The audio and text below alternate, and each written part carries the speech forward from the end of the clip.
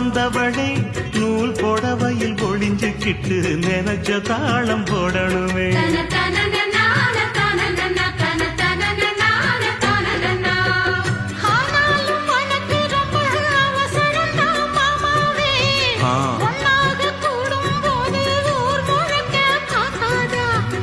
பார்த்தாலும் தவறு இல்ல பனியுறங்கும் ரோசாவே, உன்னால சொத்த வச்ச மூக்குலதான் வைக்காத.